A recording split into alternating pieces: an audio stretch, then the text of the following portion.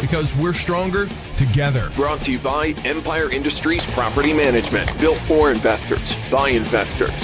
For more information about this show, please visit our website, selfmanagemyproperty.com, home of the ultimate Landlord Survival Handbook. Now, the Landlord Survival Show with your host, Steve Rozenberg. Hey everyone, this is Steve Rozenberg, the host of the Landlord Survival Show. This is the show that we talk about when basically the gurus stop talking and the rubber meets the road, and we want to discuss the real challenges that investors deal with and what the real investors are doing out there on a daily basis, out there grinding, working, trying to figure out basically all the stuff that they sell you on the idea, but they don't actually come through with the end results. So the concept of this show is very simply to do our best as investors to help fellow investors get through the trials and tribulations day in and day out that we all deal with, trying to find, just a easier way to get through this maze of people trying to sell you stuff and people trying to tell you the easy way and all these, trying to figure out who's telling the truth, who's not, what works for you based on your goals and what doesn't. And the reason we created this is owning a property management company. We realized that not everyone is wanting property management, but a lot of people want to have real estate. And what we've learned is the people that want to have real estate, they know that that is the true road to wealth, but they don't know how to get the road to wealth. They know it's owning real estate or being involved in real estate at some level. And we've had many, many guests on the show that have much different variations of how to be successful in real estate. And for the ones that want to own real estate, what they want to do is they want to make sure that they have some form of plan. And a lot of people will come to us and, they'll say, Steve, I don't really want property management, but I want to know, what is a make ready? What does that actually mean? And if I have to do an eviction, I only do one every year or every 2 years or every 5 years. So I just need some sort of reference. So because of that, Pete and I, my business partner, created what we call the Ultimate Landlord Survival Handbook.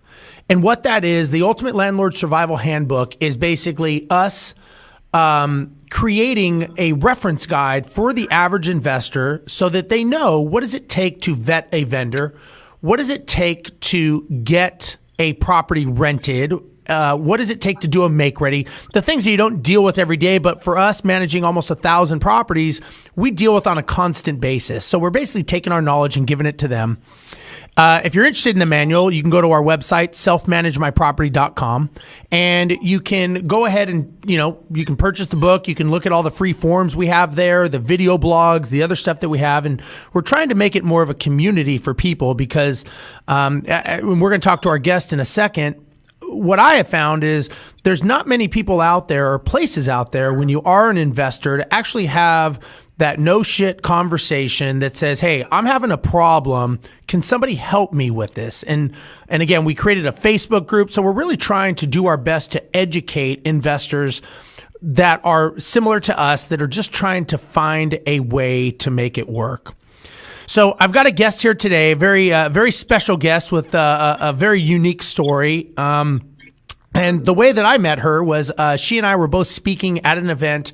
I believe it was in Dallas, right, Elizabeth, when we first met? Correct. Yeah. That's correct. Yes. So we were up in Dallas speaking, a great event, Propelio, a great group of guys up there. And we met up there, and I really liked her message. I liked what she had to say. I liked her story, which I think is pretty unique, especially where she just was the past, I think it was 30 days. And we're going to talk a little bit about that. Yes. So Elizabeth, first of all, thank you for taking the time. I'm sure you're busy, especially, today, today being 9/11, a lot of stuff going on, a lot of emotions. But tell everyone a little bit about yourself, who you are, what you do, and what you specialize in. Well, good morning. Thank you, Steve, for having me on. Super excited to be on your show.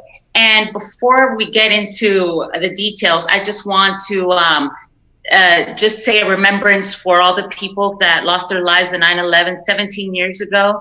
It was a very tragic situation for the entire country, and particularly for those that lost their lives and their families. So Yeah. today is a day that we will definitely take some time to remember that. Me being from New York, I was very impacted and very saddened by the events, and we really we keep those people in our prayers. Yeah, without a doubt. So, well, my history. Well, I was a social worker before getting into real estate. I always knew that was my calling, to help others and to make a difference in the world. I always had that philanthropic feeling in me, and that desire, that burning desire to go wherever I needed to go to help others. And that's what I did. I went to college, got my degree in human services, and dove right into it, into social work. In the summers, I would go and help my mom, because that's the line of work that she was also in. And I enjoyed it. I loved working in the social work environment. But unfortunately, and the realistic part of it is that the paycheck was so small. It was rewarding. It was an emotional, rewarding pay, but financially, it really wasn't. I wasn't even living paycheck to paycheck. I was literally living, payday from the payday to the following day. That's how I was living. So I knew that it wasn't secure, it wasn't fulfilling, and I really found myself in a rut, in a financial rut and an emotional rut as well. So I decided to make a change, and I had a surgery, took some time off for the summer, and decided to study to become a real estate agent. This was back in 2003. So that's where my journey as a licensed real estate agent began.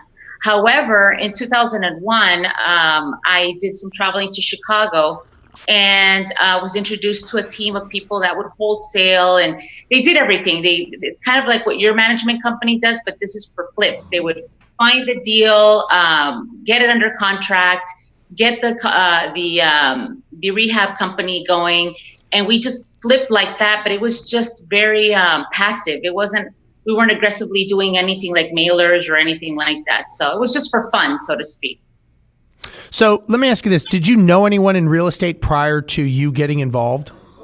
I did actually. My life partner and my business partner, he was a mortgage broker. Okay. And so he was doing, he was in that realm. So he's the one he was in Chicago. He had his mortgage company in Chicago in 2001. So that's why we were doing the passive investing in Chicago. Okay. And interesting, when I got into real estate, that's actually how I got into it what's interesting about the story, about how our stories are there's some alignment, especially with today, is, the whole reason I got into real estate was because of 9/11, was because being an airline pilot, right. I went from the safe, secure job of being an airline pilot to basically being sent a furlough notice and saying, we don't know if this industry is even going to exist. So the illusion of having a safe, secure job was evaporated in about 4 days' time. And so that was kind of my proponent, and me not knowing anything about real estate, similar to you. I couldn't even spell real estate. I didn't know anything about it. I was studying to be a pilot my whole life. And so, sure. when you start going down that path, it's almost like, and maybe this was for you, I'm curious, but to me, it was like almost this whole new society of flipping and wholesaling and buying notes. And I'm just, I felt like this kid that was just in this, went through the looking glass of this new society, didn't even know where to start, what to do. The only thing I did feel was I was behind the curve. I felt like I had missed a lot of years because I didn't even know that it existed. And that to me was that was a burning desire for me to figure out, I've got to make this work because I'm behind the curve here. And so that was one thing that I did that I really, really needed to think about when it came to it. So let me ask you this. when you got involved in this and you started doing the flipping and wholesaling, and I kind of know what you mean, because when I was doing the wholesaling, we were assigning options when I was doing this, which I don't even know what the term is now. Everyone seems to want to put an acronym or a term on this. But there really wasn't anyone else doing that at the time that I knew. I mean, I actually mentored and learned from someone in California that trained me. But when I would go do this, people were like, how do you even do that? And I said, I think because I didn't know, I did it because I didn't let the self-doubt of people telling me you couldn't do it stop me. Yeah. So I did it because I was just told, this is what you do. Go do this, this, this, and you'll close a deal. So I did exactly what I was told to do, and it worked. What got you out of you? I'm assuming you were living in Chicago at the time. Is that right? I was between Chicago and Houston. Chicago and Houston, okay. Traveling between both cities. So I guess the first question, what made you decide Houston over Chicago? Was it a real estate decision? Was it a life decision? I think it ultimately, now that we look back at it, it was a real estate decision. But at that time, because the cost of living and going further into this, my story was, I relate with you because I had no idea anything about real estate, honestly. I was just guided and I just followed what I was told to do. But my concern was that I didn't have any sales experience. So my fear was that I don't know how to sell anything. I've never sold anything. So that was not my area of expertise. But I quickly learned that selling something was not what I was supposed to do. I was supposed to be, paying attention and listening and really, really connecting with the people that I was working with my clients, which similar to the skill set in social work. Yeah. So that being said, we got very comfortable. 2001 and then 2003, I got my real estate license. Up to 2007, I was super comfortable. We were doing fantastically well. Our main focus was retail sales and mortgages. That was it. That was our bread and butter. And then all of a sudden, everything happened with, everything in our industry, the recession, just everything, just literally the rug underneath our feet was pulled away from us. And it was, we were very young and we were very naive and not smart with our money. We were just living an extreme lifestyle, a house in Chicago, a house in Houston, a car in Chicago, a car in Houston. I mean, just too much. We had a lot for just two young kids that really didn't have much life experience. So we would go to the grocery store, and this is something maybe not a lot of people can relate, but we would go to the grocery store and just throw anything in the cart, anything and everything. And then as of 2007, we learned what it was to budget. We learned what it was to go to the grocery store and actually make a list of things you really need, not just go crazy and throw anything in the cart and just spend wild. We learned a lot of things, and we matured very, very quickly. So, okay, let me ask you this. So I'm leading somewhere with this question, but when you saw things crumbling beneath you and you saw that it was, what you were doing was not sustainable, were you in some level in disbelief or choosing not to deal with the issue and just tried to live the life you were living, or how did you handle that? We were living in disbelief, but not fully accepting that things had come to an end, right? And that a change needed to be made. So we were really struggling to maintain our lifestyle, which was not the healthiest thing. We really, really suffered a financial crisis within our, not just the country, within ourselves too, because we had to pretty much sell the mortgage company, which was doing really well in Chicago, and then sell the house in Chicago because we were close to going into foreclosure. The house we had here in Houston, it was our mortgage was way too much for what we were not even making any money. We dipped into our savings and we dipped hard into the savings, which pretty much left us without savings. So it was really, really scary. But at the same time, I think it was perfect timing for us because it saved our financial life and of course our emotional life too. Because when you live in a life of excess, you don't really have appreciation for the little things, so to speak. Yeah. Now, And yeah. let me ask you this: Sure. and I have a similar story. That's why I'm curious. But did you guys actually have a point where you kind of just said, either you were defeated or you accepted it and said, okay, you know what, this is the bottom. We've hit bottom. Now we need to figure this out, or did something cause you to hit it? Like, was it self-imposed, or did something impose it upon you guys where it was like, because everyone's going to have that wake up call that says, hey, this is happening whether you like it or not, right? I mean, we all have that, and I have a similar story like that, but I'm curious how you realize that, because I'm assuming at some point you had to make a lot of conscious decisions to change your plan and change your path. Yes, it was one of those moments where we totally hit rock bottom. That was it. We had no breathing room. We were, we were about to have the only car that we had left. It was about to get repossessed. That was, to us, was like, okay, that's it. Everything we've worked for all these years and everything, it's literally gone. And this is, this cannot be, this isn't life. We just can't continue like this anymore. And that was the breakthrough right there. Like, we finally woke up, realized that we were no longer in that excess world. A lot of colleagues in the industry disappeared as well. They had to go get a job or do whatever. And it was just one of those things where, we were like, this is it. Oh my gosh, I can't believe it. And because we were very naive and not mature at that time, we were in our 30s. Yeah, we were about 30 years old. We were just not prepared for that. So there was a lot of disbelief. We were in denial, disbelief, denial. And then one of those things that it's like, oh my gosh, we need to do something right away.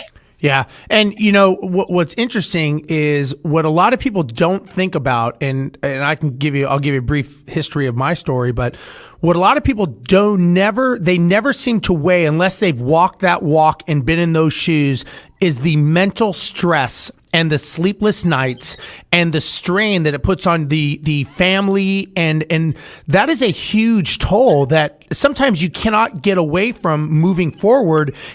What happens, I'm sure at some point you probably make decisions with some of that still thinking in the back of your mind. Am I putting myself into one of these future positions? I'm sure that weighs, because that does, we even have business decisions that we do or don't do because of our past experiences. So the one thing I tell people is, until you've walked that walk and been in those shoes, you can't tell me what is right and what is wrong and how I should think and how I shouldn't think, because that to me is the biggest thing of, I had, basically our story was we bought a bunch of crappy properties that were not producing. We had about, I'd say about 35 or 40 of them. They weren't making us money. We were losing money on all of them. We thought that the only way to fix the solution was buy more of them, which seems now so idiotic, but at the time it seemed like it made all the sense in the world. And Sure. And I tell people, I'm like, until you have those sleepless nights of saying, how am I going to make all these mortgages and how am I going to fix this? Because we knew that we got ourselves into this position, and it lays on you to get yourself out of the position. This is the real world, right? So I started thinking, okay, how do I get out of this? Right. And I tell people that is a scary position to be in, because people talk about, just over leverage and do this. And I'm like, you know what? Unless you've been in that position, it is not a fun place to be, because when the music stops and you're holding all the cards, it is a scary place. And I can relate to that, because I've been there. And I think that, and I'm curious your opinion, but a lot of our decisions are based on with that hanging in the background. And I'm not saying it's good or bad, but it's there in our heads when we're making financial decisions. Yes, it totally is. You hit the nail on the mark, because that's exactly how we operate nowadays. It's like there's a fear of not going back there again. Yeah. We don't want to be in that situation again. And our biggest mistake, or our two biggest mistakes that we made back then, and we realize that now, is that we only depended on that one stream of income, which was retail sales. That was the worst. Yeah. Because we were just passively investing, we were really aggressive about it. We really couldn't rely on that. So that was, once everything went downhill, that was at a standstill as well. And then the second one is not managing our finances properly. We just went wacky. We went crazy. It was fun times. And again, we were young, naive, not mentally prepared to how to handle making a lot of money. So we just lived such an extreme lifestyle that it was just ridiculous. It really was. And I think the way to look at it, and the way I look at it, is like we took our lessons of our mistakes of losing. Let's just say we were losing, I don't know, $30,000-$40,000 a year from having bad investment properties, to taking those as lessons to now creating a company that's doing multi-million dollars in property management. So to me, it's kind of it's almost like it was like a learning curve. It was a college, a stupid tax, whatever you want to call it, but obviously it only works if you take the lesson that it's giving you. If you don't take the lesson, like you said, if this happens to you and you put yourself in the same position again, it's like, well, that's on you because you did it. If you take that and say, you know what, we learned this lesson. This is what we will not do again, not out of fear, but out of logic and out of, sheer, planning and having a strategy, then it was worth it at some level. That's right. And I think that's why, like, for us to take a vacation or to go away for such a long time, it's very difficult because we worked so hard to build what we have now, and even though it can run our businesses can run on their own and everything can possibly go smoothly, we still have that in our minds that we don't want to lose everything. Do you see what I mean? Even though we have Yeah, absolutely. So let's flash forward now a little bit and tell me what are you guys doing now? And I know you just got back from a I would say vacation, but it didn't sound like it was a vacation. It sounded like you were working. So I'm curious to hear about that as well. So tell everyone kind of where let's to today. What did you do with all that information and knowledge and experience and scars? And what are you doing now? Okay, so now, yes, fast forward, totally different lifestyle. We live with a quarter of expenses that we did last time around. The first time around, we live very comfortable, but we are not excessive anymore. We're very cautious about that, and we have multiple business within what is real estate investing. We do the wholesaling, we do some mentoring. We only take a very small amount of mentees a year. We do about 10 people a year because it just takes a long time. Our mentorship is 6 months. So we have that. We have the acquisition, the mentorship. We also have a construction company that does our rehabs, and we also do some rehabs for investors as well. We also have owner finance properties.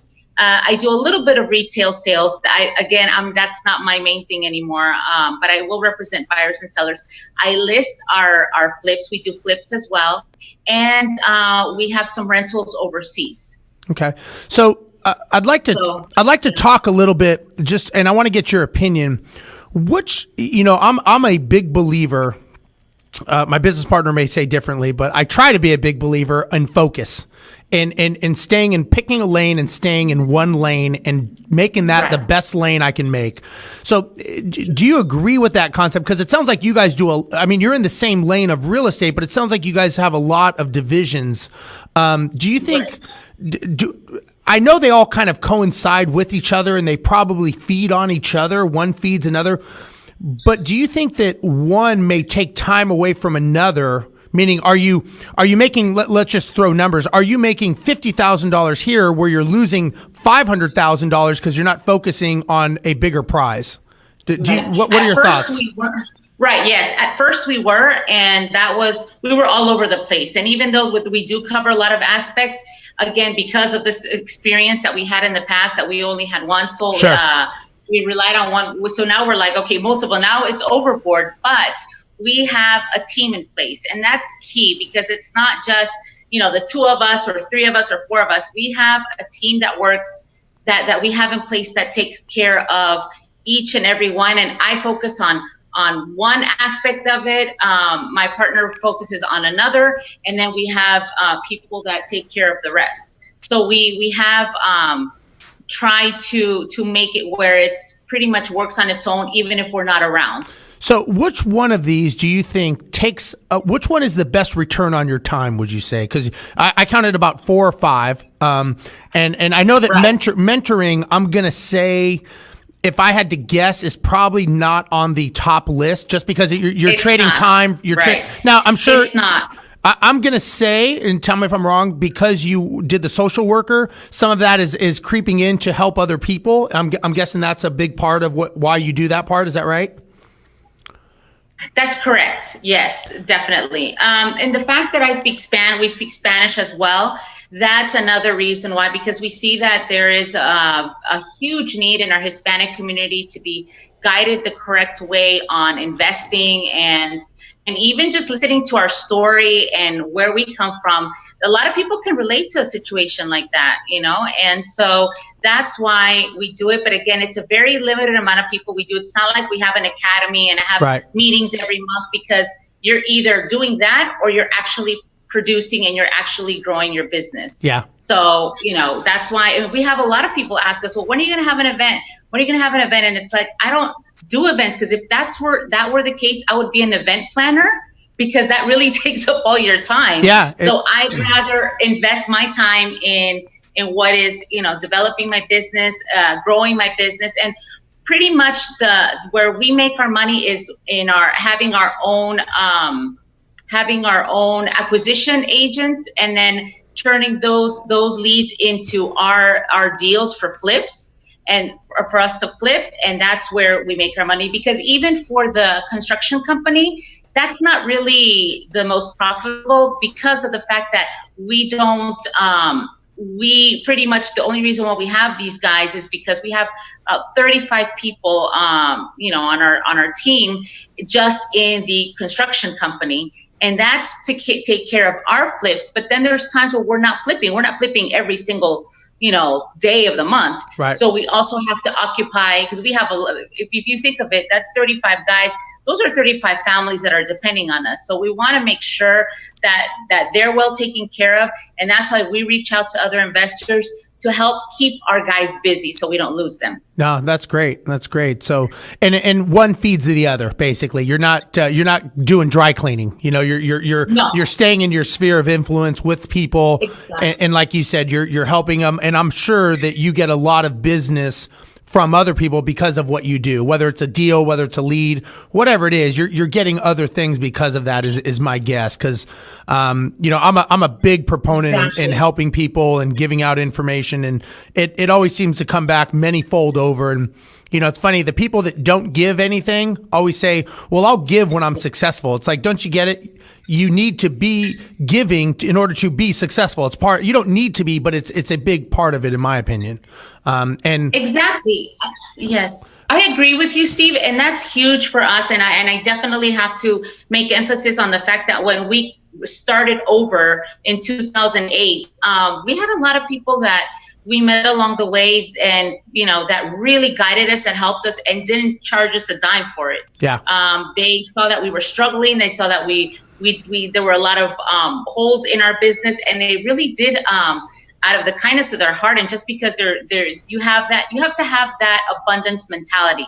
That Absolutely. If you share something, you're not losing anything. You're empowering somebody else, and you never know down the road, they can actually be your business partner or a colleague, or you can, do business with each other, and you'll never lose that way. Yeah, ever. It's so true, and it's great that you had that. Unfortunately, when Pete and I went through and bought our properties, it was almost the other way around, in the sense that nobody really helped us. We had to figure it out, and not only did we have to figure it out, we failed many, many times over. And when you're out there in the heat of battle, there's no sidelines to call a timeout on. I remember when we were going through Hurricane Ike, when Hurricane Ike rolled through back in 2009, I believe.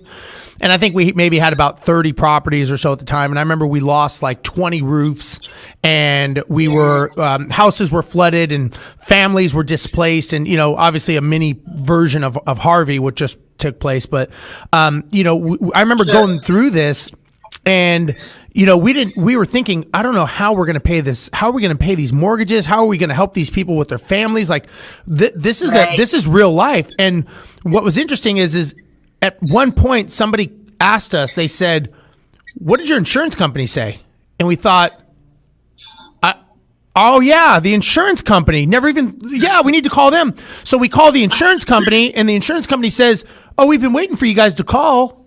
We were thinking you should have called us by now." And we're thinking to ourselves, why don't you call us? And they said, well, that's not our job. I'm like, so we got the other. So that's one of the reasons we do help so many people, is because nobody was there to help us. And we think, you know what, there's probably other people just like us that maybe were not able to punch through the other side and come up with successful models and solutions. And I think it's a need. I think it's a huge need. I think that because of the internet and because of social media, the barrier to entry to get into real estate or become quote unquote a real estate expert or a flipper or wholesaler, whatever you want to call them, I think because it's so easy to become that now, I think it's easier for people to fail, because there's no barrier to entry doing that. And, it can be dangerous, as we know. I mean, you and I probably both know many, many people that have gone down this track and have lost, whether it's family members, whether it's, a job, whatever it is, relationships. It can be a very dangerous scenario. Correct. So let's talk a little bit about where you just were. You were just out of the country. And I thought you were on vacation, but you were not on vacation. You were actually working. So let's talk about that. We called it like a business vacation, because we did have a little bit of downtime to enjoy, but we mainly did a lot of work over there. So we have some, I posted on my Facebook, and some of you can follow me on my page. I'll provide the information later. But so what we did is that we have a mixed space, commercial and residential space in Quito, Ecuador. For many that may not know where Ecuador is, because it's such a small country, it's right next to Colombia. Everybody knows where Colombia is at. So it's right next to Colombia, between Colombia and Peru. And so we were out there. Love Quito. I mean, it's amazing, beautiful city. That's the capital of Ecuador. And so we went out there because we have rental properties. These are commercial spaces for lease. Then in the back, there's residential, and we also have a rental home that we had to go take a look at because it's been vacant for a couple of months. And here goes a horror story of many that I can share with you, but this is very recent, so I'll definitely have to share. So these rental properties we own free and clear. And 2 years ago when we were out there, we left tenants in place. We had tenants from years and years and years, 10 years, 8 years, 7 years. And everything was running smoothly. We made the huge mistake, and we know better, right? Because we're in this industry. We know better, but we left a relative to manage the properties. And I say manage because that's what the agreement was, and it didn't happen. But anyhow, so we appointed a relative to manage the properties, and it was just chaos, complete chaos, huge mistake. Again, we know better, but because, this relative had some free time, and we thought, an extra income for her would be fantastic. And it was really bad. So I will tell you that the reason why we went, it's because we have not collected rent in 1 year. Okay. From everything that we had there. It just 1 year was sitting there of rent. And we were like literally crossing our fingers that I hope these people pay up, because, it's been a year and we've been in touch with them, but because we've been so busy here and so much going on here, we haven't had the time to get away and go out there and see. But thankfully, all the tenants paid up every for single the full penny. year. The full year. Wow. Yes. Unfortunately, due to the lack of administration and professionalism, because it looks really bad. If you're a landlord and you don't have you don't have things in order, and you, especially for commercial, and there were a couple of issues with. So we had one tenant that was occupying 2 spaces, and he had a hair salon, very successful hair salon. He had been there for 10 years. And he had some issues with water leak and things like that. And we had our relative that was taking manager. care of these properties. The manager, yes. We had her send somebody to fix it, but they did a really poor job. 2 weeks later, the issue was back again. And so what the tenant did was he took care of it on his own. And he didn't even bother telling us. And it's because he's like, I know you're overseas. I know, you guys were busy, and I took care of it and all that stuff. But the news was that he was moving out. And that to us was a big loss, because he's been with us for 10 years. So we had to go out there and see what was going on, what the condition of the property was. And it was in okay shape, thank goodness, but some repairs needed to get done. And thankfully, within a few days of us visiting the salon and checking it out and seeing when his move out date would be, we came across the new tenant. And now he signed a 2-year lease before we left. That's great. So we had that secured. And now we have somebody that's a professional in her field. She administers buildings in Quito, and large buildings for the American embassy, and so she knows her stuff, and now she's in charge of taking care of things. And lo and behold, she picked up rent before the 4th, which is amazing, because our relative was picking up rent the 20th and 25th of the month.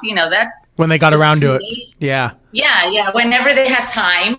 Granted, they don't have anything else to do, but that was all they were supposed to do. But so now things are different, and we're happy. And we left things in place. We left a house that is currently being listed. I should be posting it very soon. They're listing it in Ecuador, and then I'm gonna list it here with HAR International. But yeah, things are smoothly now. We're happy.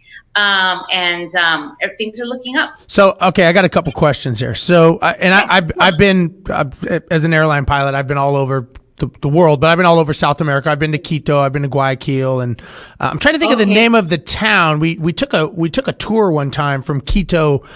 Iriquitas, is that what it's called? You go across the equator, and it's a town where it's like a market and stuff like that, about a 2 or 3 hour drive. Right. It's at the mitad del mundo. Yes. Close to mitad del mundo, which is right. Yeah. Yes. So, okay, let me ask you this. So, first of all, my first question is why South America? What made you decide as a business? Was it a business decision, or was it an emotional decision? It was the family ties, because my business partner and life partner, his family's from Ecuador. Okay. So that's how he acquired these properties since he was very, very young. Okay. And they were part of the family. At first, like the back part of it was where he lived at, like his home when he would go visit Ecuador, because he was born in Chicago. When he would visit Ecuador, his home was in the back part of these now this commercial space. And then throughout the years, they built the front part, which is the commercial space. And so now we own these now free and clear, because of they've had this in the family for over 30 years. So, okay.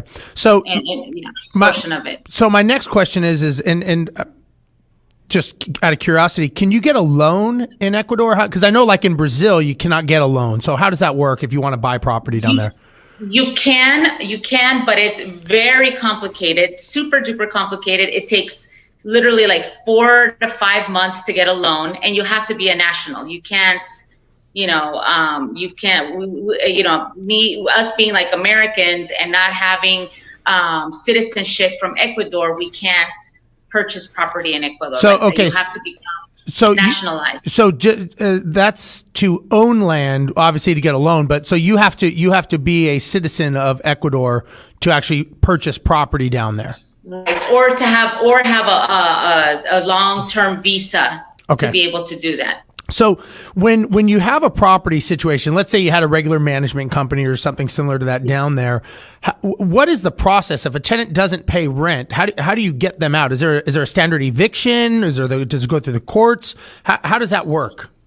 Oh my gosh. So here, if we think things are complicated here to get a tenant out, in South America or Latin America, it's 10 times worse. It's super difficult because it's not like you go to an entity and you file a document and you get, the courts take care of it. You have to go to like 10 offices to get one document notarized, certified, acknowledged, filed, declared, and accepted.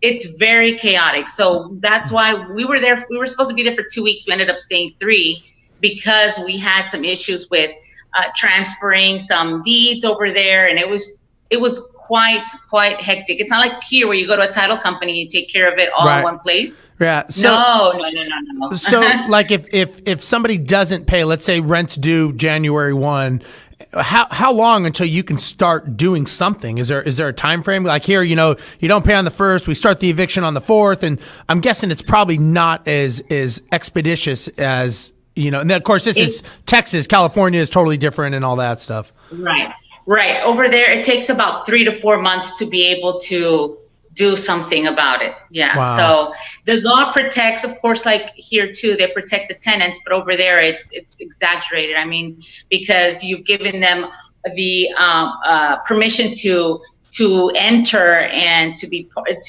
in or habitate that property, then you're in for about 4 to 5 month ride before they can get out. So let me ask you this: do most people in South America, do they own the properties free and clear, or do they leverage them? What's the mindset down? Here everyone's leverage. What's it down there? Over there and in most of Latin America, people own things free and clear.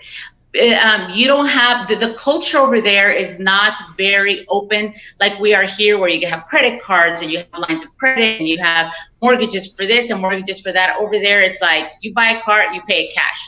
You buy a house, you pay it cash. That's why it's not very enticing either to get a mortgage, because the interest rate is 14%. Wow. Which is absolutely, yes, it's super high. Yeah.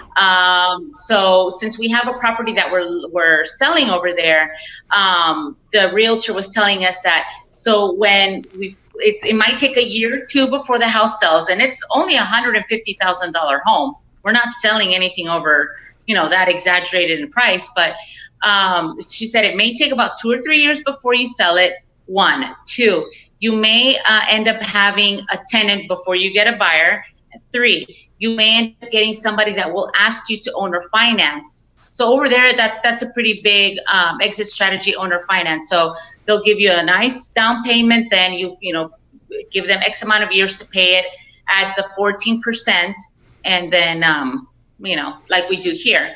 But yes, getting a loan over there is not it's not really part of their culture, or it's frowned upon to be in debt and to get a loan. Interesting. And it's funny. I like hearing these stories because I get the opportunity to travel a lot of different places, and I get to see a lot of different cultures. But, a lot of people that are just into, let's say Houston or some other place in the U.S. that are listening, they don't understand how well we have it. And I mean, like I tell people, I don't know of any other investment that, let's just say you do a standard conservative loan that you're putting 20 or 25% down.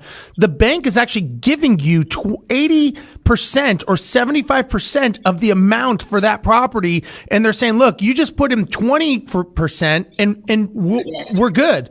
And so people don't realize how well we have it, that, having 4, 5, 6 properties, that's almost unobtainable in other cultures in other countries. And that, again, that's why I was curious about the loans, because that tells me there's not a lot of people. I'm guessing either there's the people that have a lot of properties and then the ones that maybe don't, because there's probably not much in between, I'm guessing. Right. No, it's usually in Latin America, you buy a house and you're there until the very last person of the family, right? Goes, family. Yeah. It's passed on from grandma, grandpa to, mom, dad, then the kids and the grandkids and like that. I mean, that it's a generational situation. So it's not like you're switching homes every 5 or 7. You know how we have that saying here, we have that 7-year itch. Yep. And you change, you switch homes or you lease a car and you have a new one every year. Yeah. Over there, that's absolutely not, that's just not even it's not in the mindset. Yeah. Okay. So exactly. And for real quick, just for conventional lending over there, it's so like the earnest money over there, it's 30% down is what they give at first, it's good faith. And then the rest is financed, but it takes about 4 or 5 months to get a loan. So the bank will lend you 70%, but you're looking at a 14% interest rate, and they ask you anything and everything. Here, people get so frustrated with the mortgage process, and it's nothing in comparison to how it's like in Latin America, because pretty much they'll drive you so crazy that you won't even want to get a loan in the end. It's like here you'll get people saying, how dare they ask me about my last 5 years? You should only be asking me about the last 3 years of job history. It's like, you don't realize how good you have it, man. Just take the 5 and get the loan, We're very lucky here. We're super, super spoiled and blessed at the same time. Yeah. Because we have so much is at our fingertips. And I don't, I wasn't raised in Latin America. I was raised here in the US. My parents are Mexican. They both migrated here when they were very, very young. But there is no excuse for anybody in this country not to make it, because you have moments like you and I that we have the experience of where you have that reset button where you can restart and make things new again. And like you said, if it happens to you a second time, then that's on you because you weren't prepared, because you've gone through this before. But there's absolutely no excuse not to make things happen. If you have a dream, a desire, you can start small. A lot of people get so bogged down with the big details that, like, for example, people that want to get in the industry in real estate investing, they get so into the name of the company and creating the best website, entity, and doing their branding and getting the best business cards, but they have absolutely zero business. And it's like, why don't you worry about getting your business first, getting business first? And then you can do all that fancy stuff. Yeah, it's funny. I get people all the time. So as an example, my son recently, he was 14 years old and he bought a rental property. And he came to me and said, Dad, I want to buy a rental property. And so, I said, okay. And we went through the conversation and, I said, well, how much money do you have? And he said, well, I've got $10,000. And I'm like, first of all, how'd you get $10,000 was my first question. I'm like, he said, well, I've been saving it. I've been saving the money. And he says, I listen to all of your audio books all the time. And, he listens to part of his chores is he has to listen to Grant Cardone. That's part of his chores. And he listens to books and stuff like that. And, he's in the car with me, Andy Frisella, and all these other people that I listen to. And I said, well, I said, you don't have enough. And so the one thing he said to me, he says, well, then how do I do it? There's got to be a way to do it. How do I do it? And I thought, well, that's a good question. I said, you can save the money more. I said, you're about halfway there. You can save it. He said, well, I'm 14. That means I'll be 28. He said, that's too long. I said, okay. I said, well, then you can get a partner. Wow. And he said, well, what do you mean? I said, well, you can partner with someone. I said, you split the deal. Maybe they come in with half the money and you split the deal. I said, so you need to find someone you can partner with. And he said, well, Dad, I'm 14. I don't know anyone else that has the money. And I said, well, you got to think. And so I'm trying to see where he's going with this. So then he comes back to me and he says, well, would you partner with me? And I said, what are the terms? And he says, well, he goes, can we? Yeah. He says, well, let's do 50-50. And I said, okay. I said, we'll do 50-50. That works. So my whole point of all this is when I tell people the story, I get people asking, well, he's 14 years old. He can't get a loan. And I'm like, you're missing the point of the education process that I'm giving him. The education process is that this kid is 14 years old and he's thinking on his own how to buy real estate. How you do it, like you said, he's not worried about the website and this. Pick up the phone, call 500 people, and let's see if you get a deal. When you get a deal, then we'll worry about the rest. And that's, I think, the lesson here that I've learned is it doesn't have to be perfect. It's got to be consistent. And, a lot of these people, and I think you and I are true testament to this, that, we basically changed courses in our lives, whether we wanted to or not, whether it was a matter of circumstances, whatever the case may be. At the end of the day, we had that no shit moment where we said, you know what?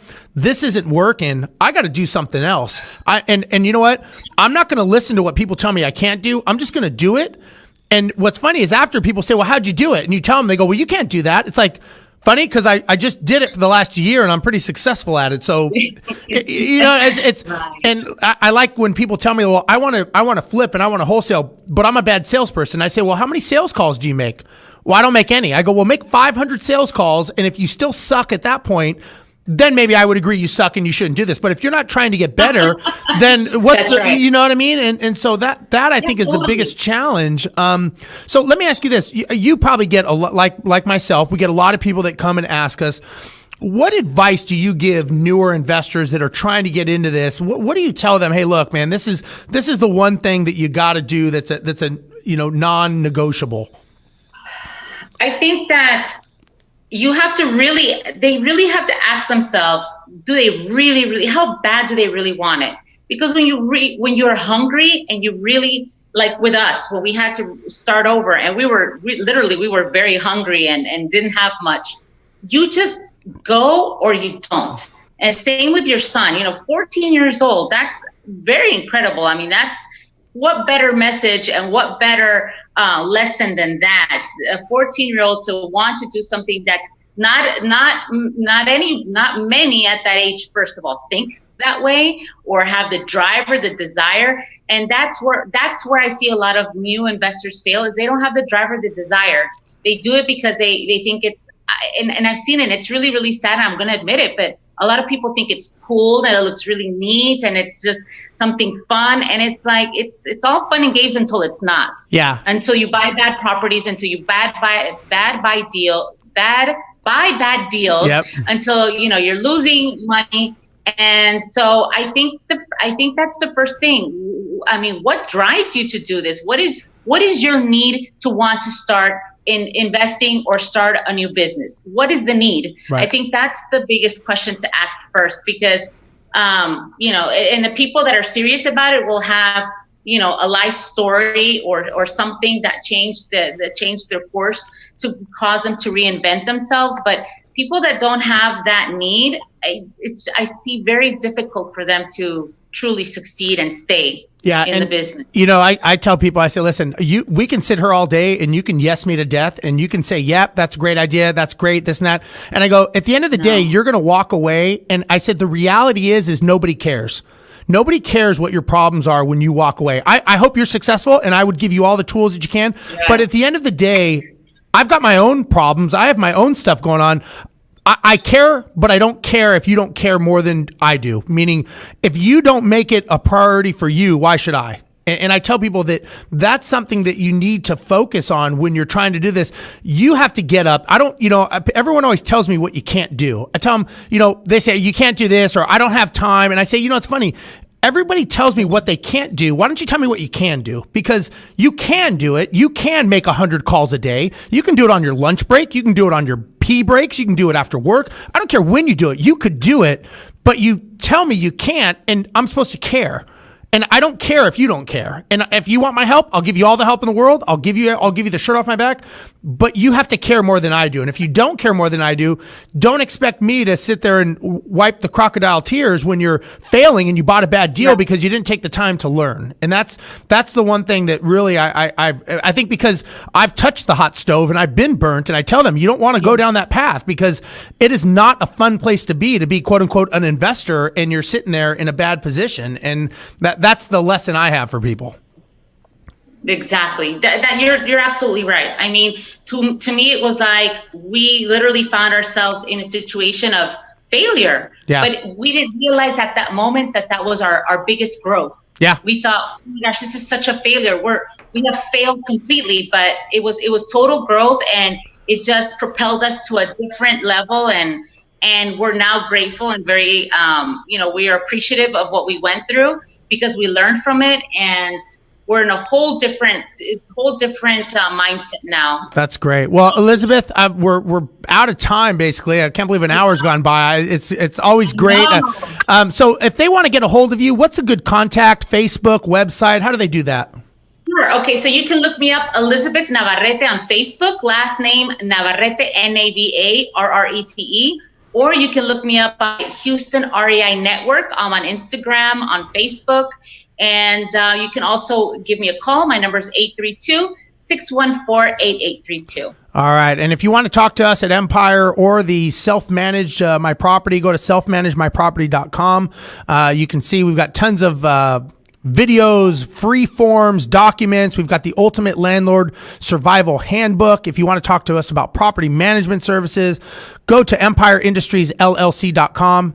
And if you want to look us up on Facebook, we have the Landlord Survival Group, which I know you're a part of. We try to share good information. What are the top things that'll get landlords sued? So go to the website, go to our Facebook group. Elizabeth, thank you again for being on the show. I really appreciate it. I'm sure I'll see you out there on the circuit speaking, and we'll talk to you again. Sure. All right. Thank you, Steve. Appreciate it. Bye. Bye-bye. Bye.